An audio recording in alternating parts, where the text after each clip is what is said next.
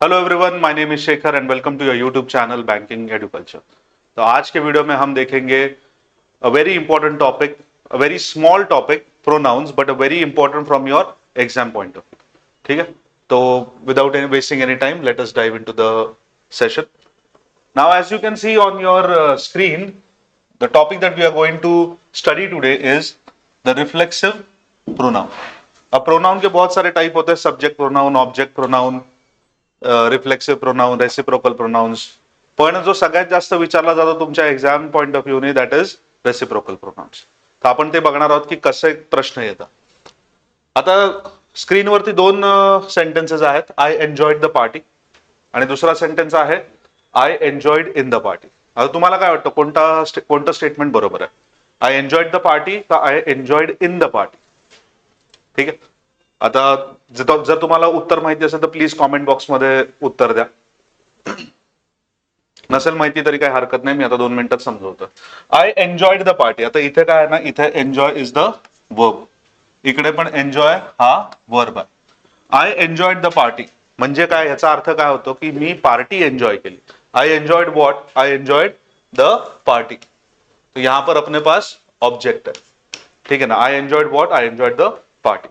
इकडे जर बघितलं, I enjoyed in the party, so I enjoyed what, पार्टीमध्ये मी काय एन्जॉय केलं, तर इथे जो इन आहे दॅट इज युअर प्रेपोजिशन। ठीक आहे ना, this is your preposition. Preposition तुमचं ऑब्जेक्ट असू शकतं का? The answer is no, preposition cannot be your object. So इथे ऑब्जेक्ट काय, इथे ऑब्जेक्ट आपल्याला माहितीच नाहीये। आपण एन्जॉय केलं पार्टीमध्ये, काहीतरी एन्जॉय केलं, ते आहे का इथे? ते नाहीये। त्यामुळे हे जे सेंटेन्स आहे हे चुकीचं सेंटेन्स आहे, आणि इथे जे सेंटेन्स आहे की आय एन्जॉयड द पार्टी म्हणजे मी पार्टी एन्जॉय केली, त्यामुळे हे बरोबर आहे। इथे हे चूक आहे, I enjoyed in the party, पण मी एन्जॉय काय केलं? I enjoyed music in the party, I enjoyed food in the party, I enjoyed beverages in the party और व्हॉट, आपल्याला ते दिलेलंच नाहीये, त्यामुळे हे सेंटेन्स चुकीचं। आता इथे आपला कॉन्सेप्ट येतो रिफ्लेक्सिव्ह प्रोनाउन्स। ठीक आहे ना, ज्यांना माहिती नसेल रिफ्लेक्सिव्ह प्रोनाउन्स काय त्यांनी जस्ट लक्ष द्या इथे, ओके, इकडे लक्ष द्या की रिफ्लेक्सिव्ह प्रोनाउन्स म्हणजे काय। आता आपल्याकडे असतात subject pronouns, then we have object pronouns. ठीक आहे,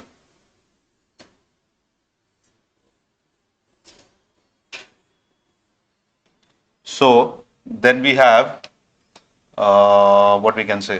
आता ऑब्जेक्ट सब्जेक्ट प्रोनाउन म्हणजे काय लक्षात घ्या, आय। ठीक आहे, ऑब्जेक्ट प्रोनाउन काय होतं त्याचं, for example I was given the award. ठीक आहे ना, तर आय जे आहे ते सब्जेक्टच्या जागी येते, म्हणून I was given the award. जर तोच आय आपल्याला जर ऑब्जेक्टला घ्यायचा, the award was given to me. ठीक आहे, आता याचाच पॉझेसिव्ह काय होणार, याचाच सॉरी पॉझेसिव्ह नाही, आपण रिफ्लेक्सिव्ह बघूयात। म्हणजे असं पॉझेसिव्ह पण आहेत, पॉझेसिव्ह प्रोनाउन्स आहेत, पॉझेसिव्ह ऍडजेक्टिव्ह आहेत, पण आपण ते पुढल्या व्हिडिओमध्ये बघूयात। आपण इथे डायरेक्ट रिफ्लेक्सिव्ह बघूयात की रिफ्लेक्सिव्ह याचं काय होणार। ठीक आहे, आता रिफ्लेक्सिव्ह काय होणार याचा की आय, मी, मायसेल्फ। ठीक आहे ना, आता रिफ्लेक्सिव्ह कधी वापरायचं, आता ही पूर्ण लिस्ट तुम्हाला मी देतोच, पण त्याच्या आधी मी एक पूर्ण एक पेजच ऍड करतो।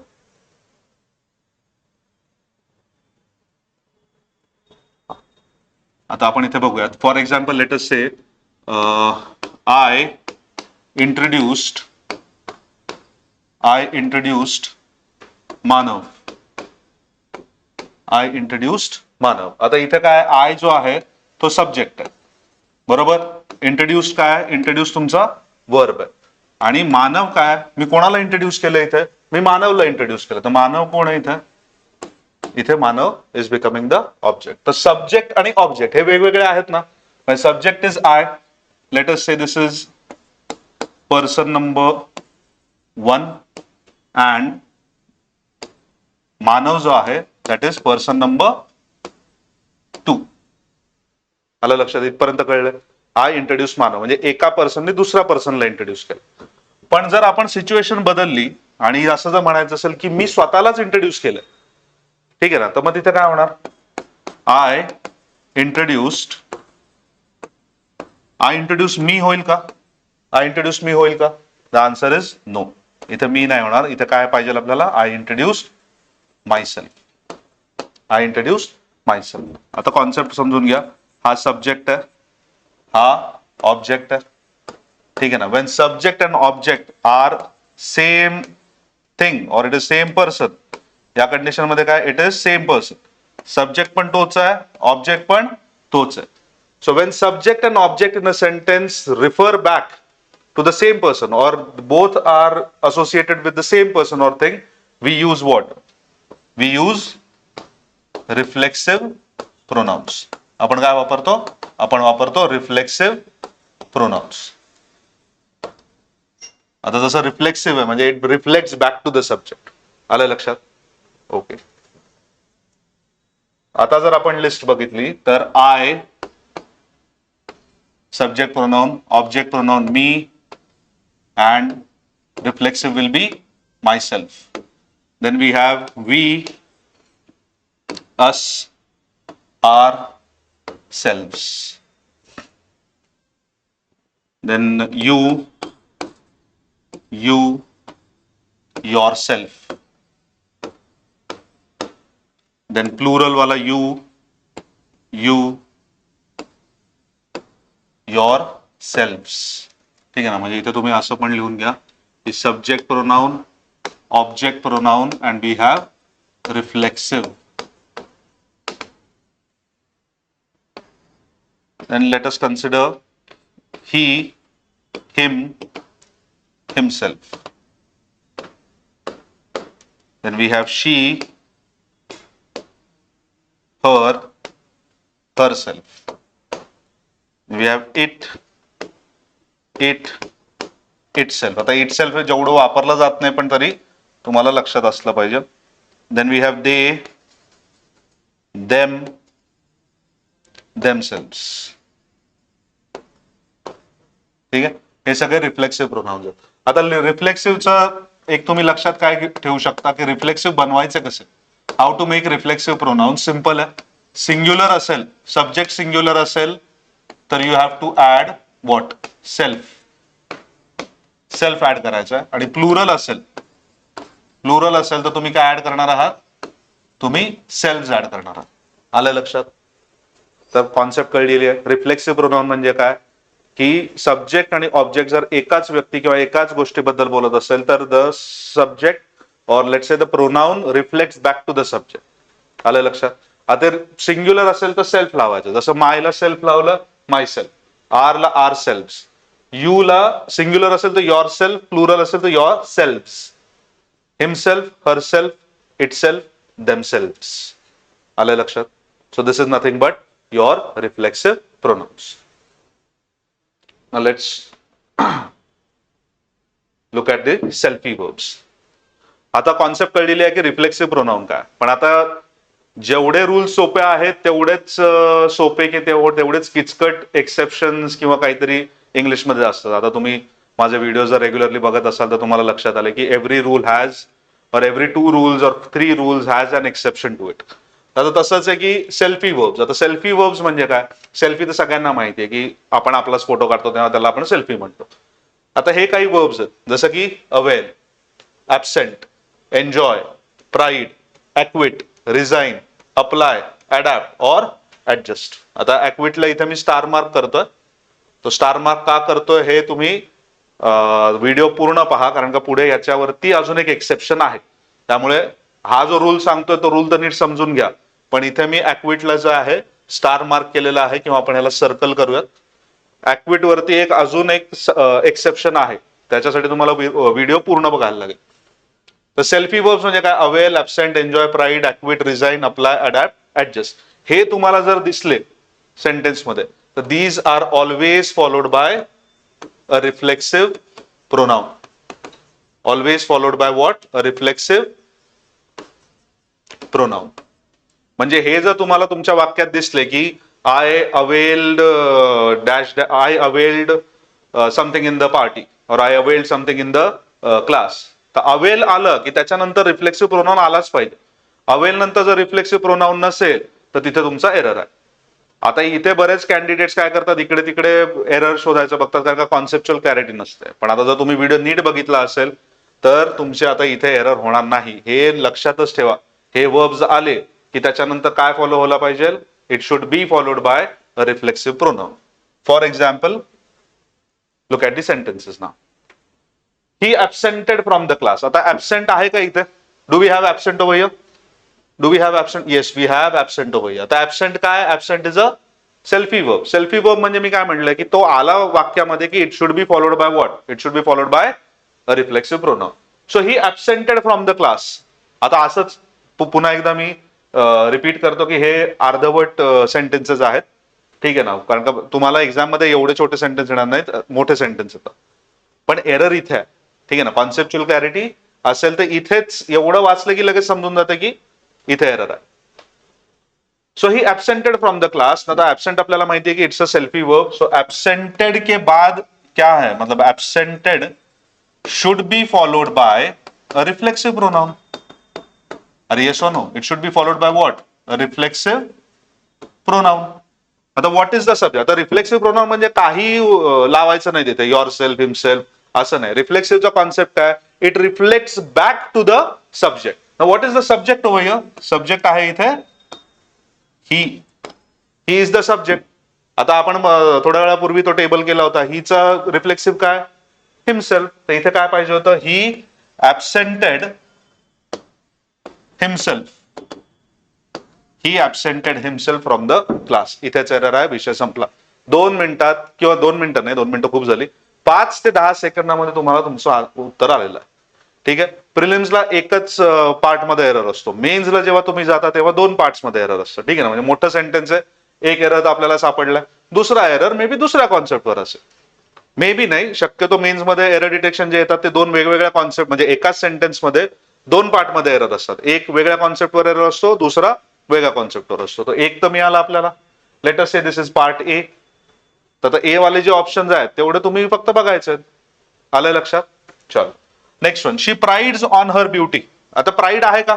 Do we have pride in this list? Yes, we do have pride as what? Pride is also a selfie verb. Selfie verb आहे म्हणजे काय करायचं? त्याच्यानंतर आपल्याला रिफ्लेक्सिव्ह प्रोनाउन लावायचा. So she prides. तो प्राइड्स आहे. Pride should be followed by what? She prides plus reflexive pronoun. I hope your understanding. Subject काय? शी आहे. शीचा रिफ्लेक्सिव्ह प्रोनाउन काय? हरसेल्फ. तो it should be she prides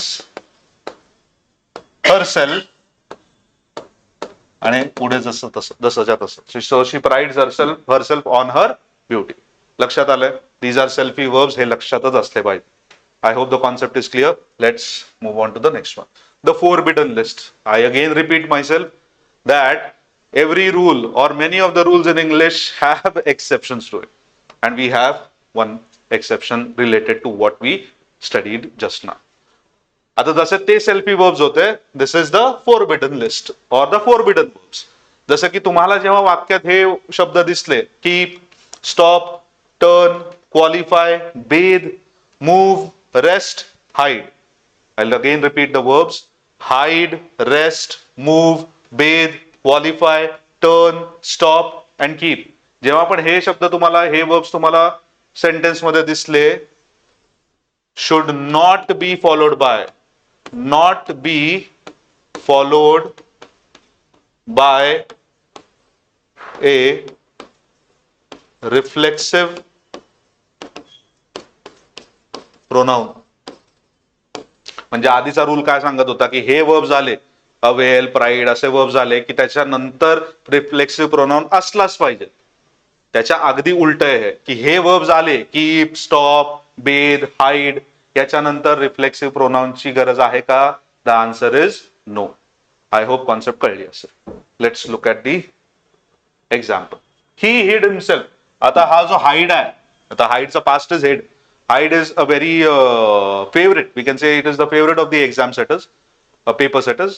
की याच्यावरती अनेकदा तुम्हाला प्रश्न आले. तुम्ही just go and see the previous year question papers, memory based, आपको दिखाई देगा. So he hid himself in the room. आता त्यांनी स्वतःलाच रूम मध्ये लपवला असा त्याचा अर्थ होतोय. पण आता इथे एक्सेप्शन काय म्हणते की हाईड हा वर्ब आला की त्याच्यानंतर रिफ्लेक्सिव्ह प्रोनाउन वापरायचा नाहीये. इथे तुमचा एरर. तो सेंटेन्स कसं पाहिजे? He hid in the room. Same thing, keep yourself away from bad boys. आता कीप आहे ना, आता आपण हाईड बघितला, do we have keep over here? Yes we do have keep over here. So keep के बाद जो है, कीप के बाद यहां पर आया है रिफ्लेक्सिव्ह प्रोनाउन. आता इथे रिफ्लेक्सिव्ह प्रोनाउन हवा आहे का आपल्याला? The answer is no. Under 5 seconds you have got the answer. समजलंय? सेंटेन्स कसं पाहिजे? Keep away from bad boys, he hid in the room. आलंय लक्षात? व्हिडिओ पुन्हा एकदा बघा. You can rewind back, you can go back, see the first rule which says selfie verbs followed by forbidden list. या दोन list लक्षात ठेवा. 90% जास्त प्रोनाउनवर येणारे क्वेश्चन तुमचे 5 सेकंडच्या आतमध्ये सॉल्व्ह होणार आहेत. आता मी थोड्या वेळापूर्वी म्हटलं होतं की watch the video because acquit also has an exception. आता ऍक्विटचे दोन अर्थ आहेत बघा, ठीक आहे ना. ऍक्विटचा पहिला अर्थ आहे to free from a charge, म्हणजे कोर्टाने ऑर्डर दिली. द कोर्ट ऍक्विटेड हिम, म्हणजे काय केलंय? त्याला फ्री केलंय. ऍक्विटेड हिम मतलब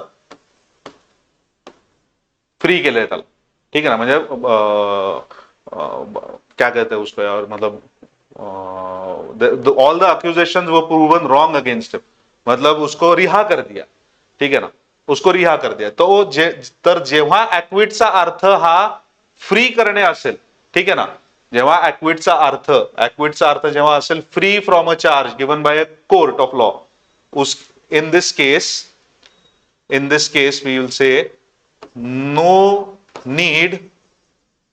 need to use a reflexive pronoun.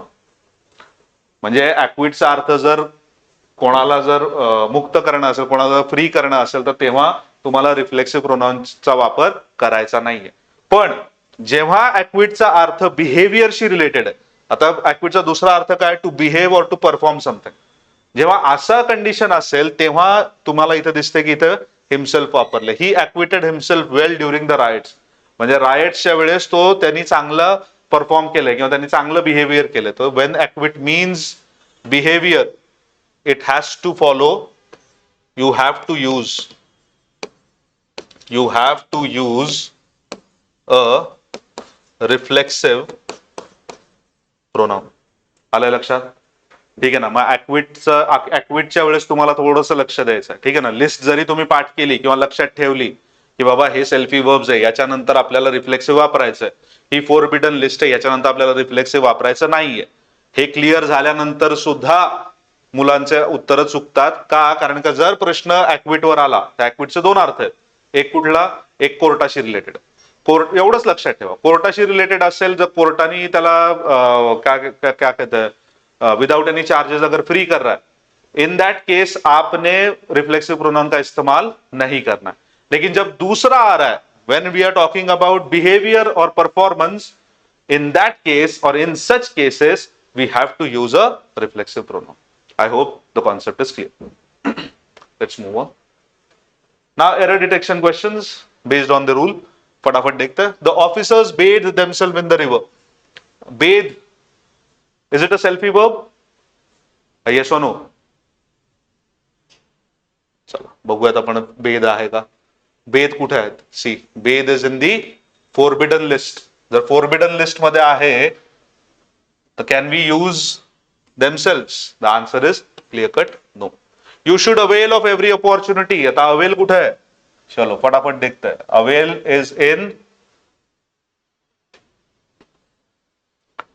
Is in the what? It is in the selfie list. तो सेल्फी लिस्ट में है तो उसका आंसर क्या होना चाहिए? So you should avail. Avail is in the selfie list. It should be followed by a reflexive pronoun. तो यहां पर एरर है. अगर सेंटेंस इंप्रूवमेंट के लिए आता है तो you should avail. It should be you should avail yourself of every opportunity. Yourself किंवा yourself दोन्हीपैकी जे असेल ते जनरली yourself येणार आहे. He has qualified himself for the post. आता qualify, he has qualified himself for the post. याचं उत्तर मी देणार नाही, याचं उत्तर तुम्ही मला द्यायचं आहे इन द कॉमेंट बॉक्स. ठीक आहे. Look at the question again. He has qualified himself for the post. So जे काय तुमचं उत्तर असेल प्लीज कमेंट इन द और please post it in the comment box. ठीक है. तो आज के वीडियो में इतना ही. अगर कोई भी डाउट होगा, कुठलाही प्रकारचा डाउट असेल, क्वेरी असेल किंवा काही विचारायचं असेल, so you please feel free to contact me on this number. You can either contact on this number or this number. ठीक है. काही जरी डाउट असेल तर ठीक है. तो आज के वीडियो में इतना ही. I hope you must have enjoyed this video. अगर पसंद आया हो तो please like, share and subscribe. Until next video, keep studying and keep revising. Thank you so much.